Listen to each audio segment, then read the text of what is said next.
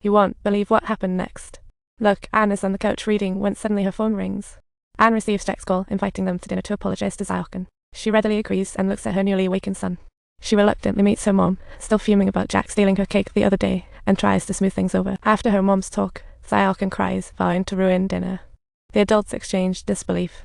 Seeing the adults engaging in a cold war, Zyokon turns his head seriously towards the smoke detector on the ceiling, thinking, I simply want to allow you to get away with it that easily.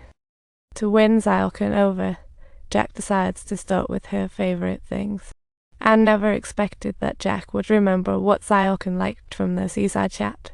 Anne truly hopes they can recognize each other, especially since they haven't even formally met as father and son. On Saturday, after leaving her son with Jack, Anne secretly worries and follows them on a motorcycle with a friend. Sure enough, her concerns were well-founded. Zyokon made a request to stop the car, and Jack, with just a few casual remarks, seized control of the conversation, leading them to make a spontaneous decision to visit a dog shelter. He originally planned to buy a puppy to win Zyokon over, but little did he know this would turn into an unexpected. Zyokon's eyes locked onto a little girl, and Jack could tell right away. He let the two kids hang out together. Anne and her friend also arrived on scene, while Jack looked puzzled, unsure of what second mom meant. Sensing the drama about to unfold, and hurriedly stopped her friend from saying more, trying to change the topic, just when she didn't know how. Just then, Zyokon joyfully ran over, and Jack looked to Anne for help. To completely resolve the misunderstandings between the father and son, Anne eventually conceded, but with one stipulation: the puppy must remain at Jack's house due to the lack of space in hers.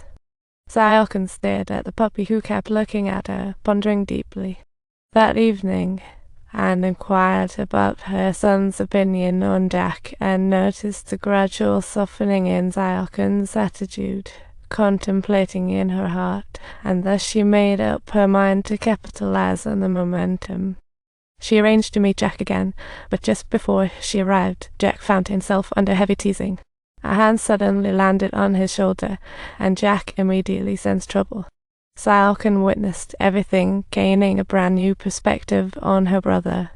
He dragged Jack to a thrift shop, and before anyone could ask why, he picked up a rock and smashed it down hard. Seeing the owner rush out, Jack finally realized this was a well-orchestrated plot. Zyokon, where are your parents? He wondered where the heck they were. Zyokon shouted Dad, and the scene suddenly became chaotic. Jack couldn't help but chuckle. Things were going well. They sat down on a step, and Jack helplessly asked, Why do you dislike me so much? Can you do something nice for us? Though he didn't say it, a smile crept onto Jack's face, revealing his good mood. With Zyokon's approval, the three started going out together more often, enjoying childlike fun at the estate and camping in the grass. They attended local music festivals together and shared a kiss under the rain, feeling a spark between them. However, their happy days didn't last long before an unexpected twist hit them. Zyokon, excited from getting ice cream, reached the dessert shop and suddenly spotted someone who looked familiar. Dad, are you okay? The sound of brakes intensified the tension in the air. She hurriedly told her friend to take her son away, thinking, how embarrassing. Stunned by the situation, Anne fainted right on the spot. After rushing her to the hospital, Jack learned Anne had cancer with little time left. Her deadbeat ex from 7 years was still in the picture, but all Anne wanted was someone to take care of her son. Initially, she planned to have a friend help out, but then she met Jack and thought he was perfect. Jack's previous irresponsibility 7 years ago made Anne hesitate to entrust her son easily. Due to her concerns, Anne approached Jack, intertwining character tests with past regrets.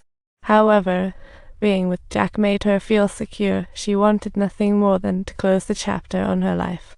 Zyokon called and died because Anne couldn't bear to tell her the truth. They had been abandoned. This man was actually a former colleague. She thought he was gone for good after going abroad. Tragedy struck when she went to buy toilet paper. A car crash claimed his life. 3 days flew by, and Jack hurried to Anne's hospital room, eager to uncover the truth. He wore a puzzled expression, utterly unaware that Zyokon was actually his very own son. It wasn't surprising he thought this way, but Anne struggled to respond, not knowing how to explain.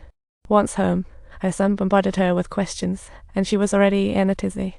Although she wanted to clarify, she felt utterly helpless in the complex situation. After sending her son to her friends, Anne invited Jack over to her house, finally deciding to be honest. Sitting on the couch, she hesitated for a long time before recounting the past, tears streaming down her face. She didn't want him to feel obligated to love her. Perhaps it was just too hard to accept the reality. Jack didn't respond for ages, overwhelmed by the shock. Accidentally opening the wrong door, he found the room stacked neatly with toilet paper, his feelings all mixed up. Anne's smile faded away as he left, and the happiness of the next 2 days vanished. Jack's health deteriorated rapidly. Heartbreaking, but don't forget to hit that subscribe button for more updates.